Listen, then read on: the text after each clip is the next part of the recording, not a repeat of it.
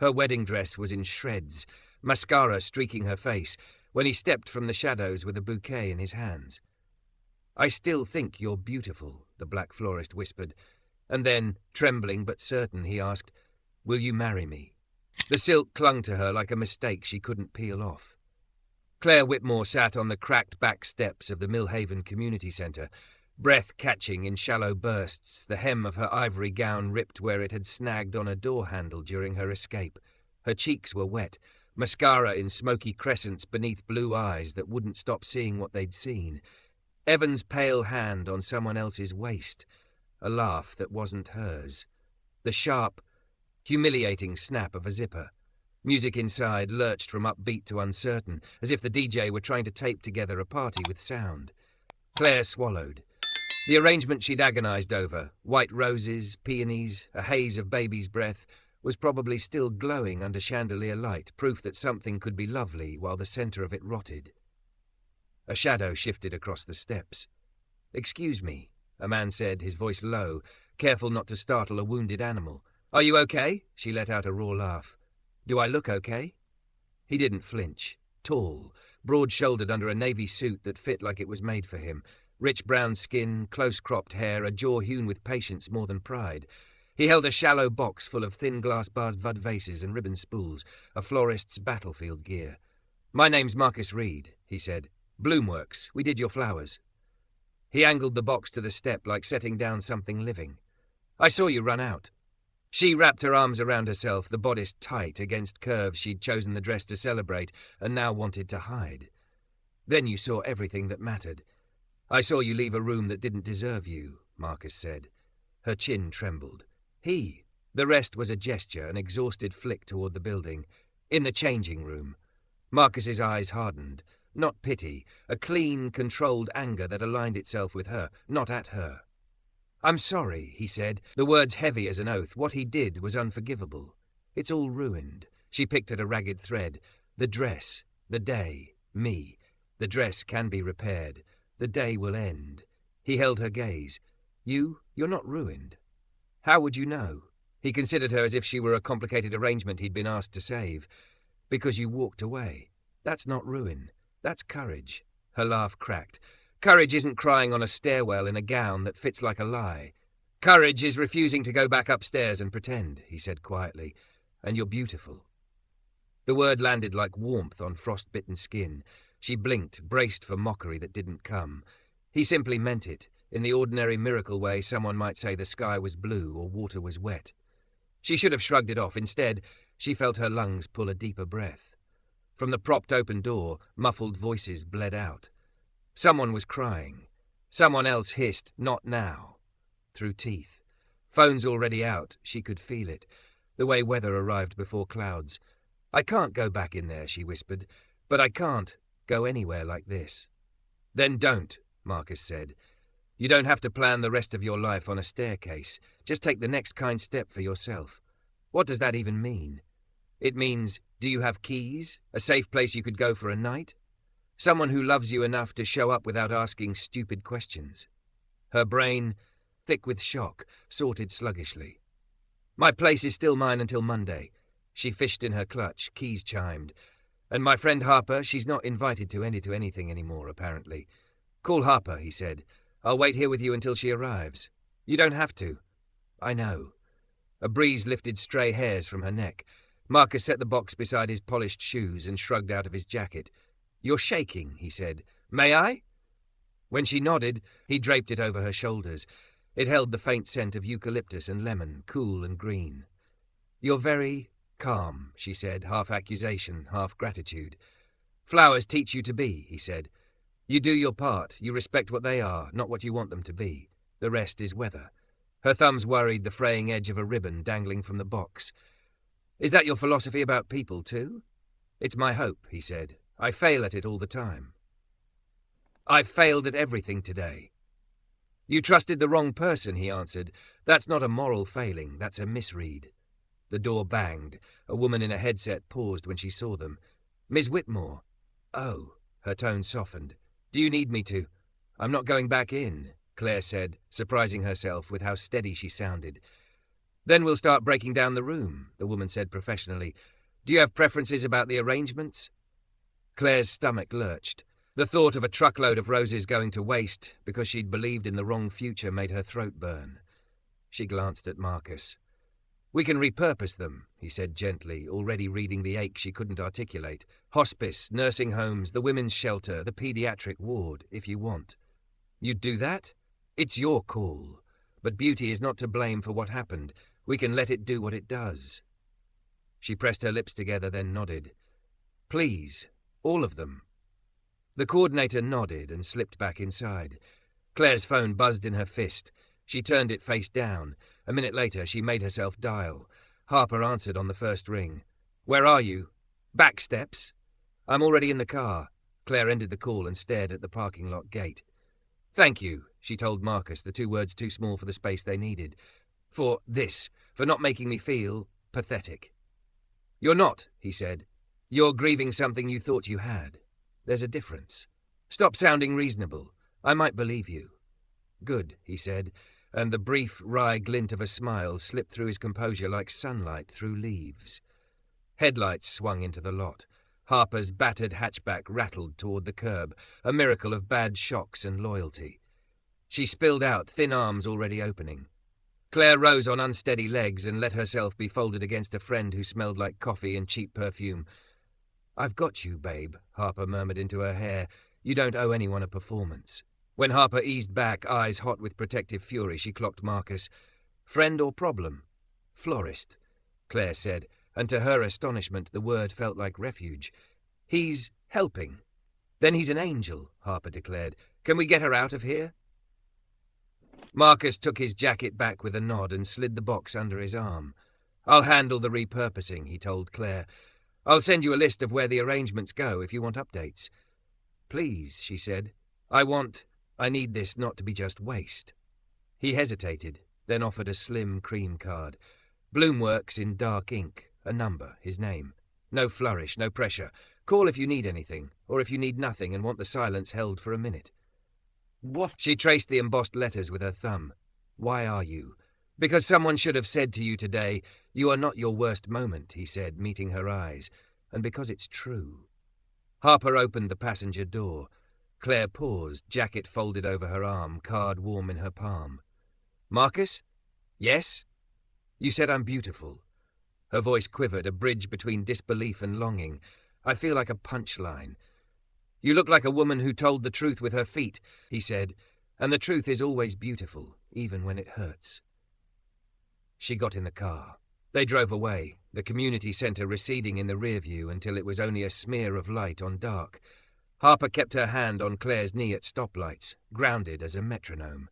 Neither of them spoke. There were no words that could make a first betrayal sensible, and sometimes silence was the only language a body could absorb. At her apartment, the stairs felt steeper than they ever had. Claire peeled herself out of the dress with Harper's help, careful of the torn seams as if gentleness could rewrite the last 2 hours. They stuffed the gown into a garment bag and leaned it in a corner like an exhausted guest. Claire stood in a slip, the elastic biting her ribs, and stared at the life she'd been planning to leave. Stacked moving boxes labelled in neat black Sharpie. Kitchen, fragile. Books, winter coats. The tidy logic of a future already cancelled. Shower, Harper ordered softly. Then bed. I'll make tea. Text me in the night if your brain starts lying. Steam thudded against tile. Hot water needled her scalp, smeared mascara into a watercolour that spiralled down the drain. She pressed her palm to the cool wall and breathed in for 4, hold, out for 6, the way her therapist had taught her months ago, when wedding planning anxiety felt like a storm instead of a forecast. When she stepped out, the apartment lights were low. Harper had curled on the couch with a blanket, pretending not to watch Claire move from room to room, re-inhabiting the space. A mug waited on the nightstand. Chamomile, honey, a small kindness in a world that had come untethered. At the door, Harper hugged her again. You are loved, she said, as if reciting a spell. Call me if breathing gets hard. After the latch clicked, the quiet rang. Claire stood by the window, city sodium light washing the blinds into zebra stripes across her bare arms. Her phone buzzed once on the dresser. A text from an unknown number, simple as a hand offered in the dark. Hospice took 20 arrangements. Women's shelter took 12. Pediatric ward, 25. The nurses cried. The kids named the roses, MR. She pressed the device to her sternum as if her bones could absorb the proof that Beauty hadn't died in the same room her certainty had. She typed, erased, typed again. Thank you. For seeing a way through that didn't feel like garbage bags. His reply arrived in less than a minute. It wasn't garbage. It was love with a different address. Her throat tightened. She slid into bed and set the phone face up on the pillow beside her, absurdly comforted by the small square of light. Sleep came ragged and then all at once. At dawn, a soft knock stitched itself into a dream and tugged her awake. She cinched a robe around her waist and peered through the peephole. No one in the hall, only a slender bundle leaning against the doorframe, wrapped in brown paper tied with twine. She opened the door and lifted it carefully. Inside, a fistful of wildflowers, daisies, cornflowers, clover, the opposite of formal, the opposite of yesterday, stems still cool from morning, a single card tucked beneath the twine. For when you need beauty that isn't pretending. M. The bundle wasn't grand, no glossy ribbon, no rehearsed symmetry, just stems bound with twine and the cool breath of morning still clinging to them. Claire set the wildflowers in a water glass, watched the petals open themselves to her kitchen window, and felt something in her chest tilt toward the light like a compass finding north. She texted before she could overthink it. They're beautiful. Thank you. A bubble appeared, disappeared, returned. Thought you might need beauty that doesn't ask you to perform. How are you breathing? Better than last night. Still, jagged. Jagged is honest. Honest is a start. If you want air that isn't your apartment, my greenhouse is open after deliveries. No pressure. She stared at the message. She could hide for days, let the gossip run its course without giving it a face. Or she could step outside and meet the day that kept arriving, whether she was ready or not. What time? Noon. There's a chair near the dahlias with your name on it. By 11:40 she had showered, braided her hair and tugged on the softest dress she owned, one that hugged her curves without apology. She put on flat sandals because she needed the ground today.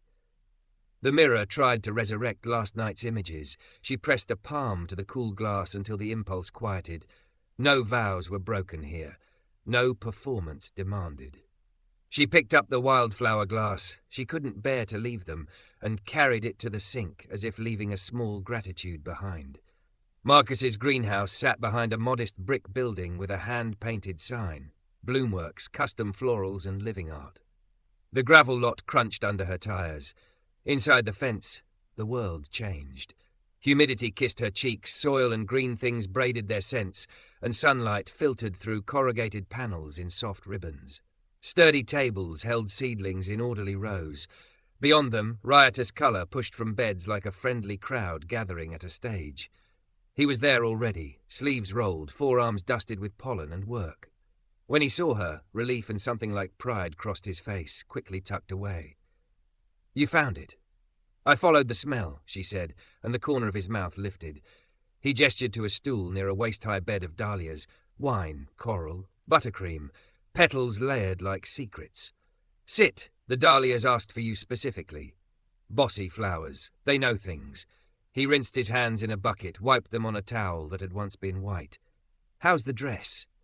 "Hanging like a tired ghost. I'll decide its fate when I've slept more than 3 hours." "Fair." He leaned on the potting bench across from her, leaving a respectful breathing space between them. "Do you want to talk about last night?" She shook her head, then nodded, then exhaled. "Not about him. Not right now. Tell me about these." She pointed at the dahlias. "Why do they look like they're holding their breath?" "Because they're dramatic," he said, "and because they're at that sweet point. Open enough to be honest, not so open they're tired. If I cut them this afternoon, they'll sail through the weekend." She realized she was breathing in time with the plants, deeper now. "Do you always repurpose wedding flowers?" "When the couple lets me," he said. "Some would rather not know where anything went. I get that. But I think beauty wants a job. If one job gets cancelled, I give it another." She looked at her hands. "Harper says I don't owe anyone a brave face, but I hate the idea of being the woman who exploded in a white dress and ruined everyone's night." You don't owe anyone a story that flatters them, he said. You owe yourself a life that tells the truth. He let that sit, then added, lighter, and you owe me 5 minutes to show you the seedlings because I am obnoxiously proud of them. He led her down the aisle to a cluster of trays under a misting system. He moved through the space with an ease she recognized from dancers and teachers, people whose bodies learned the room as if fluent. These are Lysianthus, he said, touching nothing, indicating everything, fussy little royalty. And these, snapdragons, forgiving, hard-working, dramatic when they want to be. He glanced at her. You'd like them. They like to be talked to. I talk to everything, she said. Plants, books, toasters. I taught kindergarten. The correction stung. Teaching and talking go hand in hand. Do you miss the classroom? She swallowed. New Year starts in 2 weeks. I haven't set up. I was avoiding running into people who know about the wedding, avoiding being the headline that walks. I could help, he said, as if offering to carry a heavy box. If you wanted company, or someone to run interference with curious colleagues. You'd do that for a stranger? His look held steady. You don't feel like a stranger. The truth of that scraped something tender. She rubbed at her forearm, baffled to find goosebumps in the heat. I could use a second pair of hands, she admitted. Tomorrow morning, before the building fills? 8 o'clock, he said like a promise. I'll bring coffee and bribes. Bribes? Sticker sheets, he said gravely. I have nieces. I understand your people. He showed her the rest of the greenhouse, the propagation shelves, the cooler full of today's deliveries, the corner desk where invoices and seed catalogues napped in a truce. He didn't perform for her or fill silence for sport. When she asked, he answered. When she didn't, he let the cicadas and tiny fans say what needed saying. When they reached the door, she wasn't ready to leave. The greenhouse hummed at a frequency that matched the ache inside her without trying to drown it. He saw it, she could tell, because he turned, reached for a pair of gloves and said, Do you want to do something with your hands for 20 minutes? No stakes, just stems and vases. I'll show you a spiral. She said yes, because yes felt like taking up space again. He set a bucket of mixed stems between them, garden roses, scabiosa, a few stems of airy grass. Spiral, he said, placing a rose, then crossing the next stem over it at a slant, always turning, always leaving room for breath. He handed her the next stem. Try. Her first attempt was clumsy. The stems slid, her grip too tight, the bouquet too stiff. Marcus said nothing except good, in a way that meant keep going. After the 5th turn, the shape found itself. She relaxed, let the flowers teach her hand what to do. You learn fast, he said. I like directions that end with pretty things, she said, and he laughed softly. They made 2 small bouquets. He wrapped them in brown paper and tied them with jute. One for your kitchen, he said. One for whoever first tried to reach you last night and didn't know how. Harper, she said, throat thick. She would fight a dragon, but she can't parallel park. I owe her something gentle. He walked her to her car. Sun had pushed the afternoon into brightness. The world didn't care who had cried last night. At the door, neither of them reached for goodbye too quickly. Tomorrow, she said. Tomorrow, he echoed. And Claire? She looked up. You don't have to be brave for me, he said. You can be whatever you are. She took that with her, like a covered flame. That night, she fell asleep without checking her phone for weather reports about her own life. When she woke before the alarm, it was to the ordinary thrill of a morning that had something in it besides dread. The dress was still in the corner, a white shape that would need decisions later. She stepped around it without apology. At 7:58, a knock. She opened the door to Marcus, balanced under the weight of 2 cardboard trays. Coffee, he announced. Black for me. Oat milk latte for you unless I guessed wrong. And croissants because butter helps. You guessed right, she said, a little startled, a little touched. How did you? You smell like vanilla, he said simply.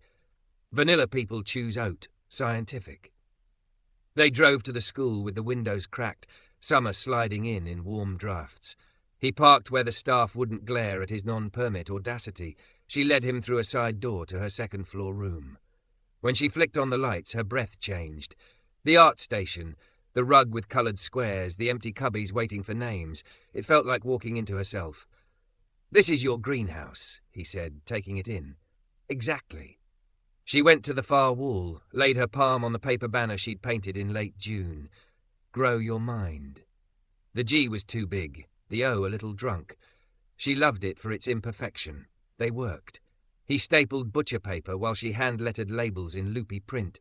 He lifted bulletin boards like they were nothing. She decided where the word wall would live this year.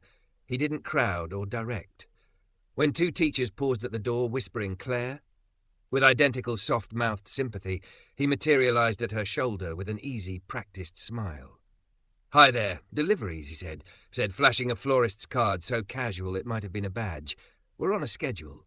They drifted away without extracting the story she wasn't ready to sell. An hour in, he found a plastic tub of last year's seed packets and held one up. "Sunflowers. Always," she said. "They remind kids to look for light." He tore the packet carefully and poured a few into her palm. "Let's plant them." "In August?" she asked, then shook her head. "Not for bloom, for learning." They filled a shallow tray with potting mix from the storage closet and pressed seeds into damp soil with small, deliberate fingers. Marcus labelled the sticks. Room 204, Sunflower Project. Claire added the date and a little heart before she could stop herself. When they were done, earth under their nails, the room felt different. Not finished, not perfect, but full of momentum. She leaned against a table and let herself smile without flinching. He watched the smile like a man cataloguing an endangered bird that had returned to a place it used to live. "Lunch," he asked. "Here," she said. "I'll make us teacher ramen and apple slices. 5-star. He grinned. "Luxury." She boiled water in the ancient electric kettle that wheezed like a harmonica. While noodles softened in paper cups, he wandered to the piano keyboard she kept in a corner for music time. He pressed a key, middle C sang thinly, and then stepped back as if he'd trespassed. "Play," she said. "You first." She rolled the stool over, set her fingers, and let an old lullaby find her. The melody wove around desks and seed trays, threaded itself through the hum of the lights. When she looked up, his eyes were wet, not with pity, but with the particular tenderness that music unlocks in people who rarely permit it. "I like your greenhouse," he said. "I like yours," she replied, and they ate noodles with plastic forks as if they'd done it 100 times, as if the story of yesterday had always meant to make room for this. They finished the word wall and stepped back together, a ruler and a staple gun between them, like neutral territory. Claire could feel the room breathe, labels straight, bins sorted, the rug rolled out like a lake of colours. Marcus lifted the sunflower tray to the windowsill. It fit there like it had been waiting for its place. "You ready?" he asked. "For what?" "To see where last night went," he said, tapping his phone. "If you want. We don't have to." She hesitated. Facing the aftermath made her pulse trip, but hiding from it made the air feel stale. "Show me," she said at last. "I don't want the story to end on that staircase." He drove. His truck smelled faintly of lemons and soil, the radio low, the afternoon sun laying warm stripes across the dash. He didn't fill the drive with comfort noise. She didn't have to perform gratefulness. They turned into the hospital campus, followed signs to children's. A volunteer badge was waiting at the desk with her name on it in sharp black marker, Claire, and seeing it made her throat tighten in a way she couldn't name. "Dr. Rahman?" Marcus said to the receptionist. "We're here." A minute later, a petite woman in green scrubs approached with the kind of smile people wear when their work leaves them raw and holy. "You must be Claire," she said, offering both hands. "Come see what you did." They walked the corridor, and Claire had to slow down. Arrangements, hers but not hers anymore, brightened windowsills and rolling carts. A boy in a spider t-shirt counted roses out loud to a nurse, declaring the yellow ones sun drops. A teenager with a bald head took a picture of a vase on her phone, angling it until the light flared. Everywhere, colour. Everywhere, small bodies tilting toward it. In a playroom, a little girl with an IV taped to her hand concentrated fiercely on a painting, tongue peeking between her teeth. She'd pressed petals against the paper, pulling them off to leave faint shapes behind, then traced them with a purple marker. "They're maps," she told Claire solemnly when asked, "so I know where the good things live." Claire pressed her palm to her chest because something in there had just shifted, then steadied. Dr. Rahman leaned closer. "When Marcus brought the flowers this morning, he said they were supposed to celebrate a beginning, I told the kids to help them do that here. It worked." She squeezed Claire's wrist once, quick as a pulse. "I'm sorry for how they got to us, but I'm grateful for what they're doing." They left the ward quietly. In the elevator, Claire stared at her reflection in the brushed steel. Hair in a simple braid, face mostly bare, a woman who could walk into a place full of kids fighting to stay and not make the room about her. When the doors opened, she felt taller without having moved. "2 more stops," Marcus said. "You still okay?" "More okay than I deserve." "At the risk of sounding like a broken record, you deserve the sun," he said. She didn't argue. At the women's shelter, a caseworker with a weary lioness energy accepted the vices with a nod that might have been a bow. In the common room, a toddler patted petals with reverence and then tried to eat one. His mother laughed for the first time that day, even if it was only a syllable.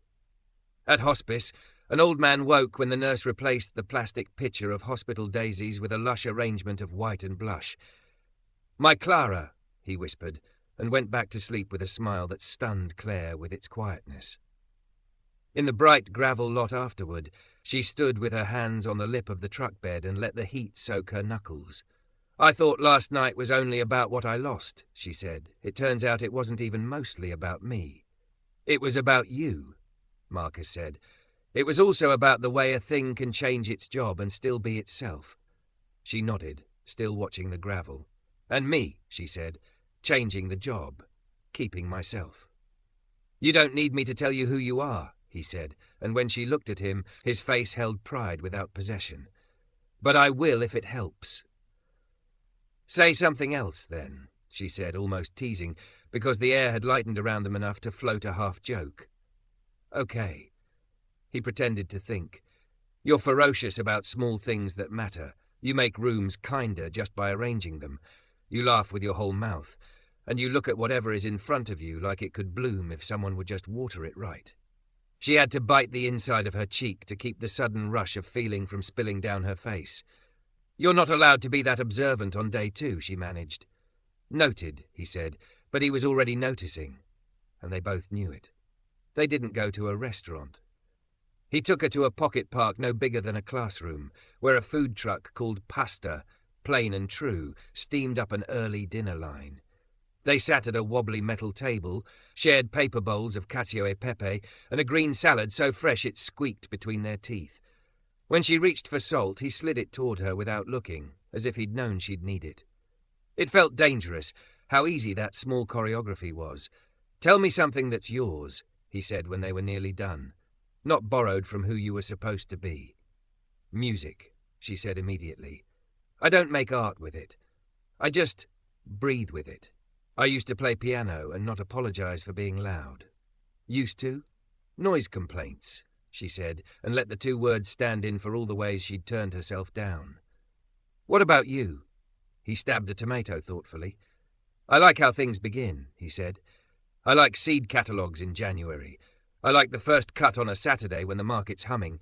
I like the exact second a bouquet clicks and stops being hands and stems and turns into a thing with its own spine." "You like first days," she said. "I do." "You're okay with not knowing about day 800? "I've learned to be," he said. "I spent a long time wanting certainty. It didn't want me back. So I learned attention instead." She watched him for a beat. "Who taught you that?" "My grandmother, and losing someone who liked the idea of me more than she liked the work of being with me." He didn't wince saying it. The wound was a scar with edges softened by time. "I'm sorry," she said. "I'm not," he said, and then amended.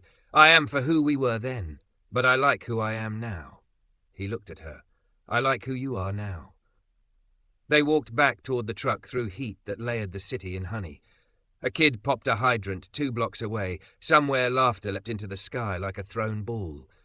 When he opened her door for her, she reached for his wrist without thinking and felt the tendons slip under her fingers, the steady thud of his pulse. He didn't move, didn't hurry the moment along. He let it be the size it was. "Thank you," she said, "not for the door or the food or the tour, but for all of it. For being allowed to stand nearby," he said. "That's all I'm doing." He drove her home as the day softened. On her stoop, they stood in the ordinary awkwardness of 2 people learning a new language that happened to be each other. I don't have a great goodbye yet, he admitted, a smile in it. Try something small, she said. We can add flourishes later. He kissed her cheek.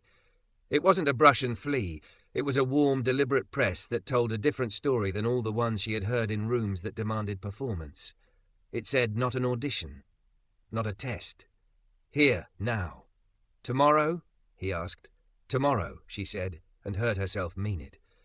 Inside, she put the leftover salad in the refrigerator and laughed at herself for doing something that's sensible when her heart was doing whatever it was doing. She checked the sunflower tray on her own windowsill, as if the school's seeds could sense being missed. She almost texted Harper and then did, because some habits should be immediate. Harper replied with 47 heart emojis and the sentence, "If he hurts you, I will replace his shampoo with Nair." Claire laughed alone in her kitchen, a sound that didn't echo. The dress still slumped in the corner like a ghost of an obligation.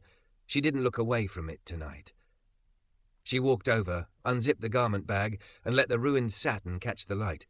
Then she folded it slowly, precisely, the way you fold a thing you loved that failed you, and laid it in a storage bin labelled in new black letters, to decide later. On the lid, in smaller script, she wrote, with a spark she recognised from the greenhouse, "Not everything has to be decided today." Her phone buzzed as she clicked off the kitchen light. Sunflower, day 1. Leaves like tiny coins. Good night, Claire. M. She typed back before her courage could evaporate. Good night, Marcus. Thank you for day 1. By the end of the week, the sunflowers in room 204 had pushed out 2 tender coins of green each, tiny flags declaring allegiance to a future none of them could see yet. Claire reached up to tilt the tray closer to the light, then stepped off the stool as a cluster of second-grade teachers drifted past the door, their whispers soft as tissue. I heard. Ran out in the dress. Poor thing. She kept her spine tall, a breath anchored low, the way she did when calming a classroom storm.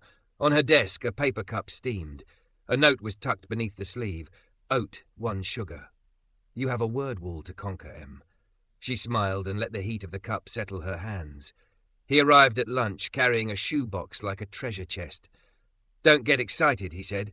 It's stickers. He set them down. Dinosaurs, constellations, sunflowers with googly eyes, and reached for the stapler without asking where it lived. He knew where it lived. They fell into the hour the way they had fallen into the spiral bouquet. She set the rhythm. He found the downbeat. No one rushed.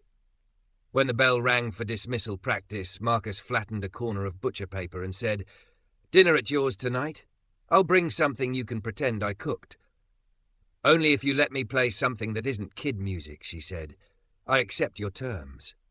He appeared at 7 with takeout in a brown bag and a vase no bigger than a fist, 3 anemones and a stem of rosemary. "For whatever you make in here," he said, setting the rosemary near the stove. They ate leaning against the counter, ankles crossed, plates balanced. When dishes were done, she uncovered the keyboard and smoothed the sheet like a ritual. "You're allowed to look at me or the window," she said. "Not both. It is a rule." He sat on the floor beside the couch, back to it, eyes on the dark pane that held their reflections. She began with a Bach prelude, and then let her hands slide into the lullaby she'd played for him in room 204, voice following without permission, quiet but sure. He didn't talk until the last note had nowhere else to ring. "I haven't known you long," he said, "but every time you do something you love without apologizing, the room remembers what it's for." Her laugh caught. "You say things like that and then eat discount croissants, and I don't know what to do with the combination." "Keeps me unpredictable," he said. "Dance with me." "In the kitchen?" "In the kingdom," he corrected, and held out his hand. They swayed between the island and the refrigerator light, her cheek to his shoulder, the rosemary scent rising when their hips brushed the herb. It wasn't a performance. It wasn't a test. It felt like tuning to a pitch they both trusted. When he kissed her, it was unhurried and anchored, nothing like the urgent proof-seeking kisses she'd learned to dole out like currency. When they pulled back, she held his shirt like a rope and said, "I am not ready to be brave about everything." "You don't have to be," he said. "Just the next thing." The next thing, it turned out, arrived at dawn. His text landed before her alarm. Big job landed. Governor's gala. Heat wave forecast. Panic levels elevated. If I spiral, don't call NASA. She called him anyway. Tell me the part you can control, she said. Hydration, timing, choice of blooms, backup plan. And the part you can't. The sun, he said dryly, and people who think peonies are immortal. Then come get me, she said. I have teacher muscles. I can lift things and make charts. He scooped her at 7, the truck bed already stacked with buckets, the cab a map of lists. In the greenhouse, heat pressed like a palm against the roof. His crew hustled, efficient and quiet. He'd chosen them well. Claire fell into a station as if she wore an invisible headset. Cooler check, ribbon cut, water refreshed, eyes everywhere. By noon, 3 refrigerated vans idled in the gravel. At 1:45, the driver of the second van frowned at his dash and swore softly. Alternators dying. Marcus went still the way he did before making a cut. Claire's phone was in her hand before the silence finished forming. Harper, she said when her friend answered, how attached is your cousin to his moving van this afternoon? On a scale of 1 to felony. On a scale of 1 to your favourite person getting married to a panic, we'll pay, we'll gas, we'll knight him later. 20 minutes later, a dented box truck backed up to the roll-up door, blasting merengue like a benediction. They loaded in a choreography of forearms and breath. Marcus didn't say thank you until the last bucket settled. Then he said it into his crew's hands, into Claire's hairline, into the steering wheel as he followed the convoy across town. The governor's mansion wore its heat like a crown. White tents fluttered against lawn clipped within an inch of its life. The planner, blazer, calm smile, eyes doing calculus, met them with a clipboard and a gratitude that made room for urgency. Claire took the west tent. Marcus took the head table. The crew fanned out like a deck of professionalism. The heat climbed, then steadied. Claire tucked packets of silica near the most delicate stems, double-checked every water level, turned vases a 1/4 inch so the photographer would catch the roses' faces. When a groomsman shouldered into a table and tipped a low compote, she caught it with a reflex she'd honed, breaking fights over glue sticks, then righted, dabbed, rewove the spill into something deliberate. He stared. Do you need a job? I already have one, she said, and moved on. At 6:15, the sun slid behind a line of oaks and the heat lost its edge. Light turned to gold, the tents hummed. Someone's laugh looped like a ribbon. Marcus found her at the far edge of the lawn, where hydrangea hedges offered shade and a place to let adrenaline metabolize. Look, he said, not at her, but at what he'd made. The head table ran the length of the tent in waves of white and blush, anemones winking black-eyed in a sea of open-mouthed roses. Candles waited for dusk. The room had a spine. It's beautiful, Claire said, and felt him breathe out for the first time since morning. They didn't linger. Work hadn't ended. It had changed tense. The planner introduced Marcus to the couple, gentle hands, damp gratitude, then hooked his elbow and pulled him toward a cluster of donors with careful hair. Claire faded, happy to be the ghost in a successful machine. When a guest stopped her to ask where the delicate feathery grass came from, she sent them to the man in the navy suit. The first dance began. The band hit the first note clean. Marcus materialized at her side like a secret. Come see the terrace, he said, and they slipped out the tent's flank into a pocket of shade where string lights waited to matter. You did it, she said. We did it, he corrected. You saved us an alternator and 3 tables. Teacher muscles, she said, and he smiled, chest softening. He leaned on the stone balustrade, the city beyond the hedges, pretending it wasn't listening. I used to think success would feel like noise, he said, eyes on the tent where light and music braided themselves. It feels like this, quiet, like the moment a bouquet clicks. First days, she said. You like beginnings. I like this one, he said, and when he turned, the way he looked at her made her feel more seen than any aisle gaze she'd ever rehearsed. He didn't say I'm falling in love with you as a flourish. He said it like a fact that had met its paperwork. I am, he said simply. In love with the way you make a room kinder, with how you don't flinch from hard, with your hands on a piano, with your hands on stems, with all the light you keep choosing. It should have scared her. It didn't. It felt like a door that had been standing there all along, waiting for a hand to turn the knob. I am, too, she said, and the words surprised her with their steadiness. I am, Marcus. She added nothing about timing or second thoughts. The fear had simply decided to stand somewhere else for a while. They didn't kiss. The moment didn't need one. She slid her fingers between his, and they stood there until the band modulated and the crowd cheered, and duty called them back to the candles and the cake, and the quiet work of staying invisible so the visible could shine.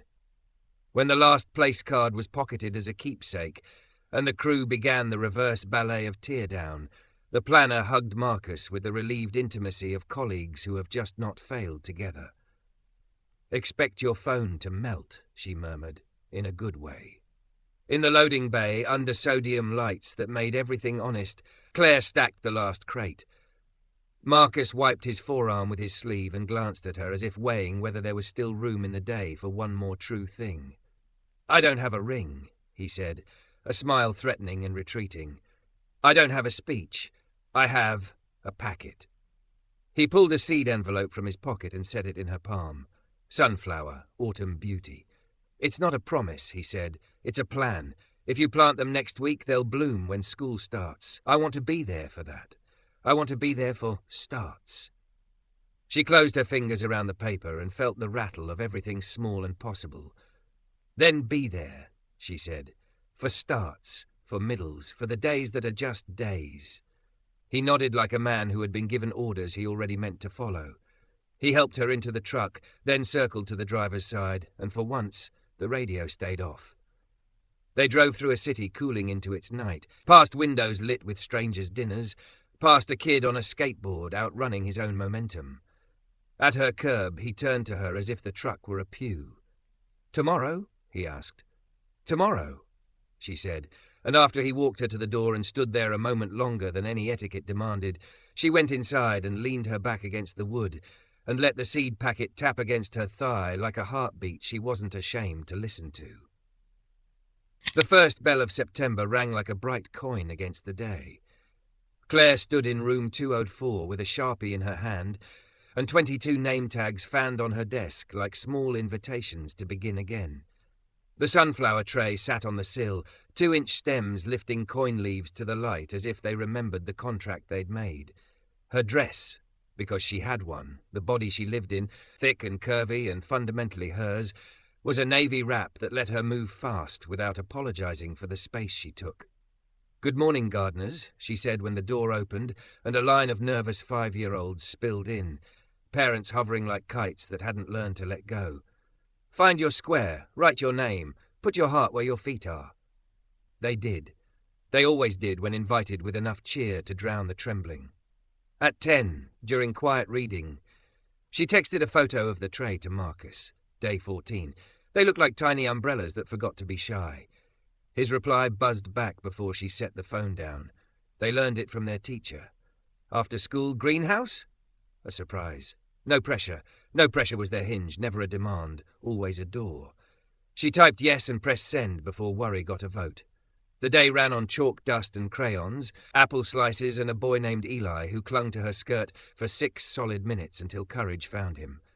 At dismissal, a mother pressed Claire's hand a beat too long and whispered, "Thank you for being this," without naming the this. Claire nodded, throat stinging, and returned to the business of zippered backpacks and see-you-tomorrows. Harper called as Claire wiped the table that had suffered a dramatic yogurt incident. Report. They're small geniuses and terrorists.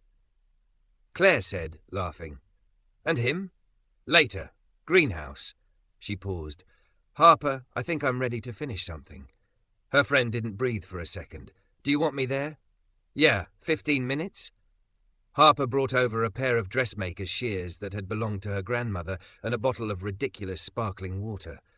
Claire unzipped the garment bag and laid the ruined satin across the table. It still smelled faintly of old perfume and panic. "We don't burn it?" Harper asked carefully. "Or sell it and buy the good blender?" "We repurpose," Claire said, and the word landed like a prayer they'd already been praying. Harper held the fabric taut. Claire cut a long, clean ribbon from the train, ivory against her palms, shockingly heavy. The sound of the shears chewing silk reminded her of a storm caught and gentled. "You sure?" Harper asked. "I'm not my worst day," Claire said, "but I can carry the thread." She folded the ribbon and tucked it into her bag like a secret. Harper hugged her hard and whispered, "I'll be home." Either to hand you champagne or to hold you while you ugly cry. Possibly both. Possibly both. Claire agreed, because life was generous and mean in alternating breaths. The greenhouse air kissed her cheeks the second she walked in, humidity wrapping her like a familiar shawl. The late sun angled through the panels and set every bead of moisture to shining.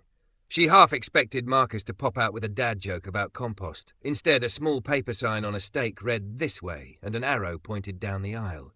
She followed it. The first table held 3 glass cloches, inside each a single bloom, a rose, an anemone, a dahlia. A tag lay beside each cloche, written in Marcus's tidy hand. The kids named the yellow ones Sundrops. Shelter, a woman put her cheek against a peony and laughed. Hospice, he said, my Clara, and slept. Claire's fingers hovered over the glass and then fell to her sides. She walked on. The next station was a low crate full of seed packets. He had sorted them into stacks tied with twine, labels clipped on with tiny clothespins. Joy, read one. Courage, read another. A third, patience. She laughed then because he was unsubtle when it counted and tender when he could afford to be. Beneath the packets lay a child's drawing on construction paper. 3 suns in a row and stick figures holding hands, their mouths enormous with a kind of grin that resists erasure. In the corner, to Miss Whitmore, from Maya. Thank you for our garden. She found him in the back, where the dahlias grew like arguments for extravagance. He had changed into a white shirt with the sleeves rolled, tie absent, throat clean and vulnerable above the open collar. A workbench had been cleared. On it lay a half-formed bouquet, dahlias, roses, a stem of rosemary, the spiral already turning. Beside it sat an empty spool. Hi, he said, voice steady, hands not. A small tremor ran under his fingertips, like a wire carrying current. Hi, she said, and set the folded ribbon on the bench between them. He exhaled as if she'd handed him a compass. May I? Yes. He unwound the satin, careful as a man opening a letter he'd waited months to read. He measured the length against the bouquet, trimmed nothing, left the ribbon generous. He set the stems in her hands and stepped around her, and for a second she saw the movement from above, how his body curved to shelter, not to trap. He wrapped the satin around her fingers and the flowers, spiral upon spiral, a soft bandage she didn't need, a promise she did. Hold, he murmured, and his breath touched the soft place beneath her ear. She held. He pinned the ribbon with 2 pearl-headed pins, the only ones he owned, he'd told her once, because all the others rusted too quickly in humidity. He pressed the pins in with his thumb, then kissed that thumb, as if the ordinary fact of his hands working was something he wanted blessed. Claire, he said, stepping back into her line of sight. She watched his chest rise and fall around a truth that had been looking for its doorway. I'm not asking you to forget the staircase. I'm not asking you to perform a new version of yourself for me. I am asking. His voice thinned, then steadied. If we can keep doing what we've been doing, choosing the next kind step together, planting, watering, waiting, laughing when we're idiots, crying when the weather ignores our plans, I am asking for the ordinary miracle of a long time. Her fingers tightened on the stems, the satin ribbon pressed into her palms, the greenhouse hummed with life she hadn't had to earn. He stepped close, and when he said it, he didn't make a speech of it. He leaned, breath warm at her temple, mouth near the place where fear had once nested, and he whispered like a man speaking to a seed he believed in. Will you marry me? The question moved through her like water finding a bed it used to run in. She thought of small hands gripping her skirt and letting go, of sun drops and shelter laughter, of hospice silence and a man's one-word prayer, of a truck with a dying alternator and a merengue salvation, of a kitchen dance with rosemary bruising sweetness into the air, of a ribbon cut from a dress that had failed her and turned into the most faithful thing she owned. Yes, she said, and the word didn't quiver. It landed and held. He closed his eyes for a beat as if steadying a joy that wanted to run. When he opened them, he took the bouquet from her and set it in the stand, then took her face in both hands slow, as if given a fragile instrument on loan. The kiss that followed was not a triumph. It was a liturgy. It said, this is the work and the rest, the watering and the rain. When they parted, he laughed, quiet and a little shocked. I don't have a ring, he confessed, rueful.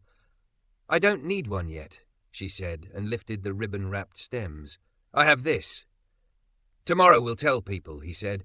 "Tonight we'll tell Harper so she doesn't commit a felony out of habit." She'd be good at it, he admitted. They stood there in the hum and the heat, the bouquet between them, the ribbon binding all their careful turns. Outside, the evening leaned toward gold. Somewhere, room 204's sunflowers straightened a fraction, as if the light had shifted on purpose.